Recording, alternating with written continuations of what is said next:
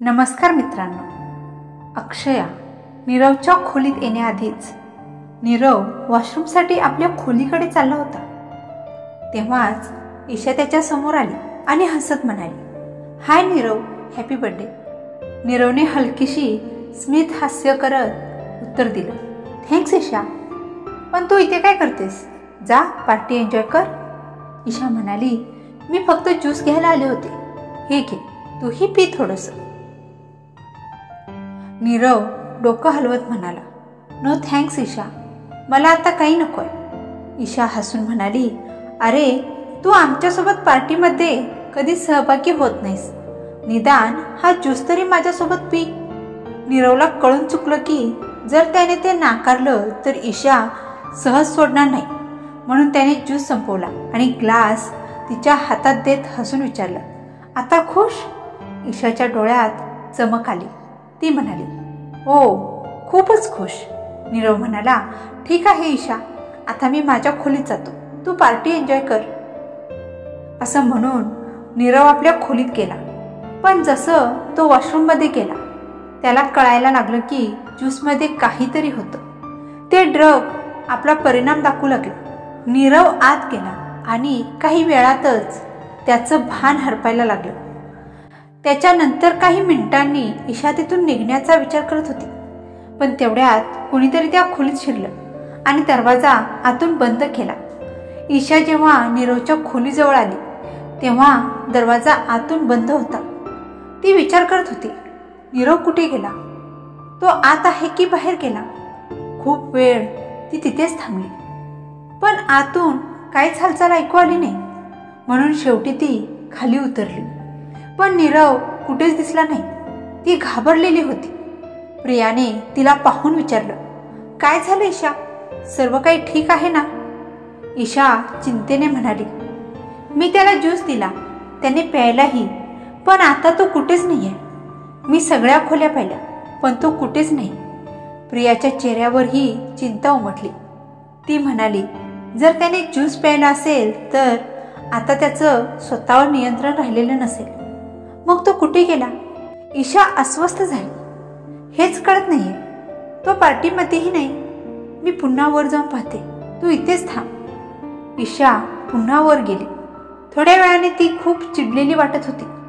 Phone पाहत खाली आली आणि थेट प्रियाकडे पाहून रागाने म्हणाली, आपल्याला इथून निघायला हवं, चल आपण घराकडे जाऊ. प्रिया चकित झाली, पण नीरवचं काय? त्याची अवस्था आता कशी असेल? ईशा थेट स्वरात म्हणाली, तो आपला प्रॉब्लेम नाही, तो स्वतः हाताळेल. आपल्यासाठी इथे थांबणं सेफ नाहीये, चल लवकर. असं म्हणत ईशाने प्रियाला ओढलं आणि दोघीही तिथून निघून गेल्या. पार्टी संपली, पण नीरव अजून कुठेच दिसला नाही. सर्वांनी असं गृहीत धरलं की कदाचित तो आधीच झोपी गेला असेल, म्हणून कोणालाही काही शंका आली नाही. त्याचे मित्रही त्याला न भेटताच निघून गेले. जयने थोडा वेळ त्याची वाट पाहिली, पण जेव्हा नीरव आला नाही तेव्हा त्यालाही वाटलं की कदाचित तो कुठे बाहेर गेला असेल आणि मग तोही निघून गेला. पूर्वाही संपूर्ण घरभर अक्षयाला शोधत होती, पण जेव्हा ती कुठेच सापडली नाही आणि तिला स्वतःलाही चांगलं वाटेनासं झालं तेव्हा ती शांतपणे आपल्या खोलीत परतली. काही तासांनी पार्टी संपल्यानंतर सगळे आपापल्या खोल्यांमध्ये गाढ झोपले होते. सूर्योदयास अजून 2 तास शिल्लक होते. त्या अंधारलेल्या शांत रात्रीत अक्षयाची डोळ्यांची पापणी हळूहळू उघडू लागली. तिला आपल्या शरीरावर एक विचित्र जडपणा जाणवत होता. डोळे उघडताच तिने पाहिलं, तिच्या छातीजवळ अगदी शांत समाधानी चेहरा घेऊन नीरव झोपलेला होता. जणू त्याने साऱ्या जगावर विजय मिळवलेला असावा, इतक्या शांत झोपेत. अक्षयच्या मनात गोंधळ उडाला. हे कसं झालं? मी इथे कशी पोचले? मी तर त्याची मदत करायला आले होते, पण आता ही माझी अवस्था. तेवढ्यात तिला रात्रीच्या काही क्षणांची धूसर आठवण झाली, पण पूर्ण चित्र स्पष्ट नव्हतं. डोळ्यातून अश्रू उघडू लागले. तिने हलक्याच हाताने आपल्या गालांवरून ते अश्रू पुसले. हळूच उठून नीरवला नीट बेडवर झोपवलं. खाली पडलेले कपडे उचलून घातले. शेवटचे एकदा नीरवकडे पाहिलं. तो अजूनही गाढ झोपलेला होता. त्याला अजूनही काहीही समजलं नव्हतं की त्या रात्री नेमकं काय घडलं. अक्षयाने निर्णय घेतला, मी काहीही सांगणार नाही, मी निघून जाते. तिने त्यालाही नीट कपडे घालून दिले, ब्लँकेट नीट पसरलं आणि मग शांतपणे ती खोलीतून बाहेर पडली. तिला आठवत नव्हतं की ती घरापर्यंत कशी पोहोचली. बाहेर आली तर एक रिकामी रिक्षा समोर उभी होती. काहीही विचार न करता ती त्यात बसली आणि स्वतःच्या घरचा पत्ता सांगितला. रिक्षा चालू झाली. तिने मागे वळून सुद्धा पाहिलं नाही. घरी पोहोचल्यावर सर्वात आधी तिने आंघोळ केली. पाण्याच्या थेंबांनी तिच्या चेहऱ्यावर स्पर्श होताच मागची सगळी रात्र डोळ्यांसमोर फिरू लागली. त्या आठवणींसोबत अश्रूही थांबत नव्हते. नीरव सरांना हे सगळं काही आठवेल का? माझ्यासोबतच असं का घडलं? मी तर त्यांना वाचवायला गेले होते, पण मीच अडकले. या प्रश्नांनी तिचं मन खचून गेलं. तिच्या हृदयात असलेल्या वेदना कोणालाही सांगता येत नव्हत्या. तिने आपले केस घट्ट पकडले आणि फोडून फोडून रडू लागली. मी फक्त मदतीसाठी गेले होते, पण आता माझं संपूर्ण आयुष्यच उद्ध्वस्त झालं. आता मी काय करू? कुणाला सांगू? कसल्या पापात मी अडकले? ती विचार करण्यातही असमर्थ होती. पुढे काय करायचं हेच सुचत नव्हतं. अक्षया जेव्हा घरी पोहोचली तेव्हा घरात कोणीच नव्हतं. सगळ्यांनी समजून टाकलं होतं की ती रात्रीच परत आली असेल. सुनंदा उठण्यापूर्वीच अक्षयाने घरातलं सगळं काम आवरून टाकलं. स्वयंपाक करून सगळ्यांसाठी जेवण तयार करून ठेवलं आणि मग हळूच म्हणाली, आई, आज थोडा ताप आहे, मी कॉलेजला जाणार नाही. इतकंच बोलून ती आपल्या खोलीत गेली आणि आतून दरवाजा बंद करून घेतला. संपूर्ण दिवस ती खोली बाहेरच आली नाही. सुनंदाने जेव्हा पाहिलं की घरातले सगळे काम झालेले आहेत तेव्हा तिने काही विचारलं नाही. अक्षया दिवसभर पलंगावर पडूनच होती. तिच्या शरीरावर उठलेले जखमेचे ओरखड्यांच्या खुणा तिने हाताने स्पर्श करून पाहिल्या आणि रडू लागली. हे मी तरी कसं सहन करू? त्या अवस्थेतच तिला झोप लागली. त्या दरम्यान नीरवची झोप दुपारी 12 वाजता उडाली. त्यालाही शरीर जड झाल्यासारखं वाटत होतं. थोडा थकवा, चक्कर येणं, अजीबसा थकवा जाणवत होता. तो उठून बसला आणि सभोवताल पाहू लागला. मी इथे कधी आलो? काल रात्री काय झालं? त्याने आठवायचा प्रयत्न केला, पण डोक्यात फक्त एकच धुसर चित्र होतं. मी ज्यूस पिलो, मग वॉशरूमला गेलो आणि त्यानंतर सरळ बेडवर पडून गेलो. त्या पुढचं काहीच आठवत नव्हतं. अरे, मी तर फक्त 2 पेग घेतले होते. मग इतकी बेहोशी कशी आली? आणि अक्षया, ती इतक्या लांबून माझ्यासाठी आली होती आणि मी तिला नीट भेटसुद्धा दिली नाही. त्याचं मन शून्य झालं होतं. शरीर थकलेलं वाटत होतं. म्हणून त्याने आधी गरम पाण्याने आंघोळ केली. तेवढ्यात पूर्वा त्याच्या खोलीत आली. दादा, नीरवने डोकं वर करून तिच्याकडे पाहिलं. पूर्वा थोडी हकलत म्हणाली, दादा, जेव्हा अक्षया इथून गेली तिने तुला काही सांगितलं का? नीरवने कपाळावर आट्या घालत म्हटलं, नाही, मला काहीच आठवत नाहीये. माझ्या लक्षात सुद्धा नव्हतं. मी कुठे झोपलो, कोणाशी काय बोललो, काहीच माहिती नाही. पूर्वा म्हणाली, हो दादा, तिला इथे राहायला चांगलं वाटत नव्हतं बहुतेक. तिने सांगितलं की ती घरी जाते.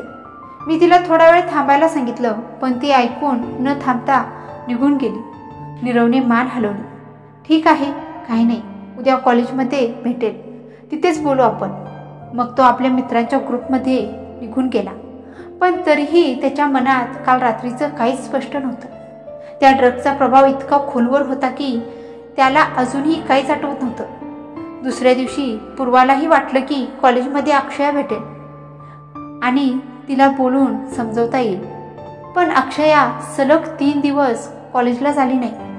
पूर्वा आणि तिच्या मैत्रिणींनी 2 दिवस तिची वाट पाहिली. तिच्या वर्गाबाहेर उभं राहून, पण अक्षयाचं दर्शन झालंच नाही. जेव्हा तिने अक्षयाला फोन लावण्याचा प्रयत्न केला तेव्हा लक्षात आलं की अक्षयाचा नंबर तर बंद आहे. आता पूर्वाला खरंच काळजी वाटू लागली. उद्या पण जर ती आली नाही तर मी स्वतः तिच्या घरी जाईन आणि इथून खरी गोष्ट सुरू होते. पुढच्या दिवशी सकाळीच पूर्वा आणि जय दोघंही कॉलेजला आले.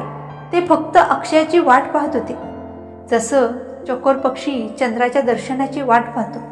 आणि शेवटी तिचं दर्शन झालं. अक्षयाने कॉलेजच्या गेटमध्ये पाऊल ठेवलं.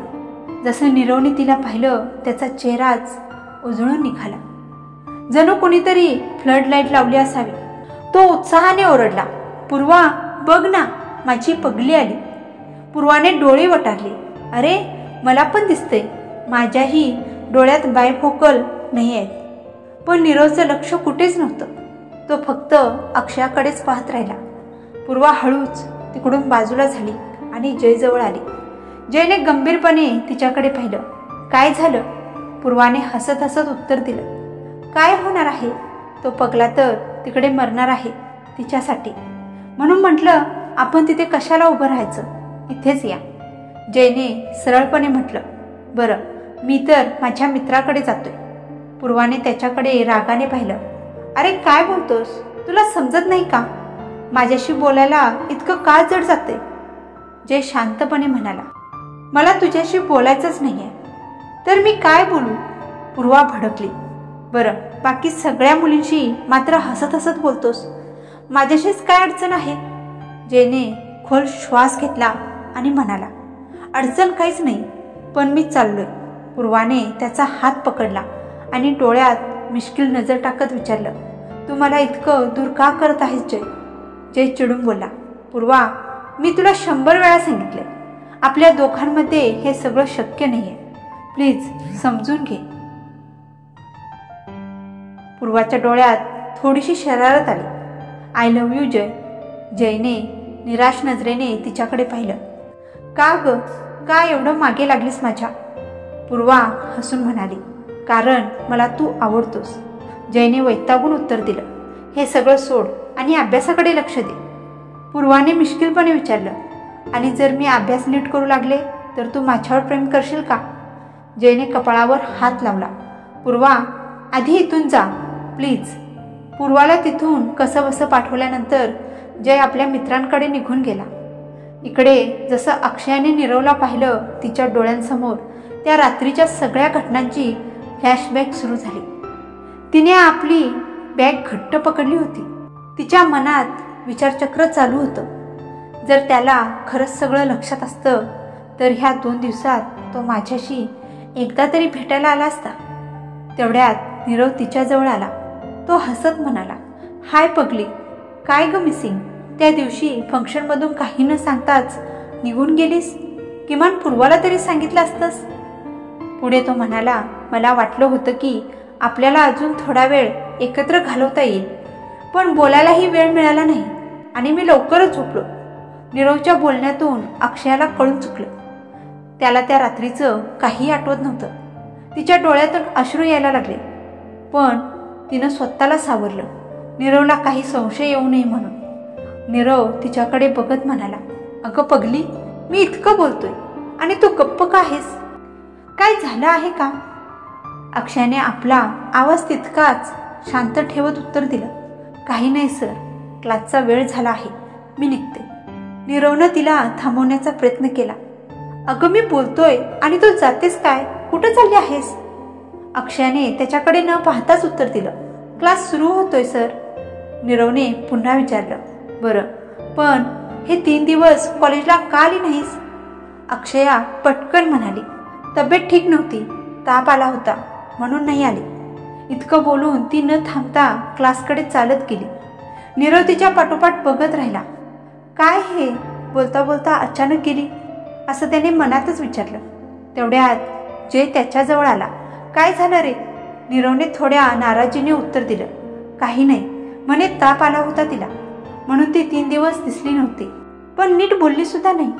एका शब्दात उत्तर दिलं आणि गेली. जय हसून म्हणाला, काय रे, आता तू यासाठी त्रास घेतोयस की माझ्या बहिणीने तुझ्याशी नीट बोललं नाही? हो ना यार, 3 दिवस वाट पाहिली आणि एक शब्दही नाही बोलली. तुझ्या बहिणीत फार घमंड आहे. एकदा ती माझ्या हातात आली ना तर तिचा सगळा घमंड उतरवेन आणि तुला सांगतो, एक दिवस ती स्वतः माझ्याजवळ येईल आणि मग तूच पाहशील, मी नाही तीच माझ्या मागे फिरत राहील. जय थोडं वैतागून म्हणाला, झालं ना तुझं, चल आता क्लासला. दोघंही निघाले. अक्षया शांतपणे आली आणि सरळ पूर्वाच्या शेजारी बसली. पूर्वाने पटकन विचारलं, माझ्या लक्षात आलं तू फोन न उचलल्यामुळे म्हणून मी कॉल करायचाही विचार केला नाही. पण निदान तू आलीस तरी. काय झालं होतं ग? कुठे होतीस एवढे दिवस? फंक्शनमधून असंच कसं निघून गेलीस? माझं तिथं काही लक्ष लागत नव्हतं. माझं मन थरथरत होतं ग. अक्षयाने संक्षिप्त उत्तर दिलं. म्हणूनच निघून गेले. सांग ना खरं, तिथं कोणी काही बोललं का तुला? पूर्वानं शंकेनं विचारलं. असंच काही नाही पूर्वा, मला अशा पार्टीज आवडत नाहीत, म्हणून मी तिथून निघून आले, असं अक्षया म्हणाली. ठीक आहे, पण मग इतके दिवस कॉलेजला का नाही आलीस? ताप आला होता पूर्वा, म्हणून येऊ शकले नाही. ओ, आता बरं वाटतंय ना? मी तुला कॉल केला होता. काश मी तुझ्या घरीच आली असती. काही नाही पूर्वा, आता बरी आहे मी. तेवढ्यात सर क्लासमध्ये आले आणि दोघी गप्प झाल्या. पण अक्षयाचं मन अजूनही बेचैन होतं. तिनं कितीही प्रयत्न केला तरी तिचं दुःख लपवता येत नव्हतं. तिला भीती वाटत होती की कुणाला तिचे अश्रू दिसले तर. म्हणूनच ती वॉशरूममध्ये गेली. आरशासमोर उभी राहून रडत रडत ती स्वतःलाच विचारत होती, अखेर माझ्याच नशिबात हे सगळं का? आता मी काय करू देवा? का हे सगळं माझ्याच आयुष्यात घडतंय? ती खूप वेळ रडत राहिली. मग चेहऱ्यावर पाणी मारलं आणि थोडं स्वतःला सावरून बाहेर आली. पण बाहेर आल्यावर तिच्यासमोर कुणीतरी उभं होतं. ती त्याला चुकवून निघून जायला लागली. ओय, कुठे चाललीस ग? ईशानं चिडवणाऱ्या आवाजात विचारलं. काय आहे? अक्षयाने चिडून तिला पाहिलं. असं पाहशील तर मी घाबरेन का ग आता? असं म्हणत ईशानं अक्षयाला मागे ढकललं. अक्षया जमिनीवर पडायच्या आतच भिंतीचा आधार घेत सावरली. तुला काय हवं आहे ग? ईशा रागानं म्हणाली. मला काय हवंय याला काही अर्थ नाही. आधी तू सांग की तुला काय हवंय? अक्षया निर्भयपणे बोलली. तुझ्यासारख्या नीच लोकांनी आमच्यासारख्या श्रीमंत लोकांच्या घरात घुसायचं धाडसच केलं कसं? बेशरमपणानं नीरवच्या घरातल्या फंक्शनला आली होतीस ना? लाज वाटली नाही का? ईशानं रागात येऊन अक्षयाचा गळा पकडला. सोड मला, काय करत आहेस? अक्षया तडपडत होती. अर्धा तास दोघींच्यात वाद सुरू होता. नंतर अक्षयाचं काही थांबून राहायचं मन नव्हतं. तिनं आपली बॅग घेतली, सरांकडून परवानगी घेतली आणि सरळ घरी निघून गेली. पूर्वानं तिला थांबवण्याचा प्रयत्न केला, पण ती थांबली नाही. पूर्वा विचारात पडली. हे काय झालं? इतकी का अस्वस्थ झाली आहे अक्षया? अक्षय इतकी रडत होती की तिने घर कधी आणि कसं गाठलं हे देखील लक्षात राहिलं नाही. तिचे अश्रू थांबत नव्हते. रडता रडता ती खोलीतच बेशुद्ध होऊन पडली. दुसरीकडे नीरव लगेच क्लासरूममधून बाहेर आला आणि अक्षयच्या वाटेकडे पाहू लागला. त्याला पूर्वा एकटीच येताना दिसली. अगं, माझी पगली कुठे गेली? त्यानं तिला विचारलं. पूर्वाने उत्तर दिलं. ती दुपारीच निघून गेली. सकाळपासून खूप उदास होती. मी विचारलंही, पण काहीच सांगितलं नाही. वाटत होतं ती रडत होती. तिचे डोळे सुजलेले होते. पूर्वाही उदास होती. काय झालं? ती रडत होती आणि तू काही विचारलंच नाहीस? विचारलं होतं दादा, पण वहिनीने काहीच सांगितलं नाही. पूर्वाने हळू आवाजात उत्तर दिलं. ही काय पद्धत आहे? आज मला तिच्याशी बोलायचंच होतं आणि ती असं काहीतरी करत होती. असं म्हणत नीरव चिडून घरी निघून गेला. तिथं दुसरीकडे अक्षया बेशुद्ध होऊन पडली होती. तिला भानच नव्हतं की काय घडते तिच्या भोवती. संध्याकाळी सुनंदा तिच्या खोलीचं दार फुटवत आली. हळूहळू अक्षयाला शुद्ध येऊ लागली आणि तिनं दार उघडलं. इतका वेळ झोपली होतीस का? आणि आता ह्या वेळेसही? जा जा, चहा करून आण, सुनंदा रागानं म्हणाली. आई, पोटात खूप दुखते. दुपारी कॉलेजवरून आल्यावर झोपले होते, नीट झोप लागलीच नाही, अक्षया थकलेल्या आवाजात म्हणाली. तसं बसून राहिलीस ना, म्हणूनच त्रास होतो. जा, काहीतरी काम कर. हालचाल केलीस की बरं वाटेल. असं म्हणत सुनंदा टीव्ही समोर बसली. आई, ती म्हणते ना की पोटात दुखतंय. एक दिवस चहा बनवला नाही तर काही बिघडतं का? पल्लवीने चिडून सांगितलं. कामधंदा काही न करता असंच आजारी पडतात लोक. थोडं काम करू दे तिला, सुनंदाने म्हणत ठोमणा मारला.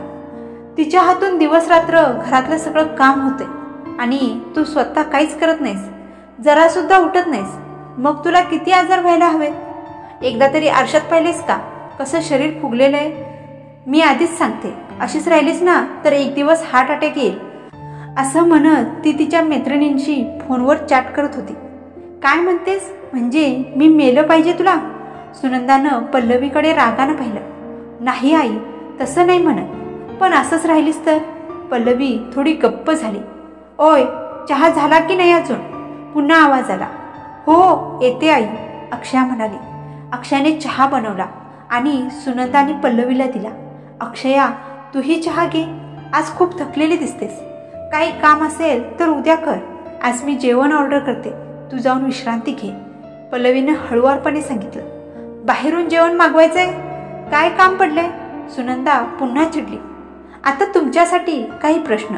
जर तुम्ही हा भाग लक्षपूर्वक पाहिला असेल तर सांगा बघू, नीरवनं अक्षयाला पहिल्यांदा काय म्हटलं होतं. आणि हो, जर तुम्हाला कमेंट करायची इच्छा नसेल तरी कृपया कमेंट करून सांगा आणि व्हिडिओला लाईक करा. चॅनेलला सबस्क्राईब करायला विसरू नका. धन्यवाद.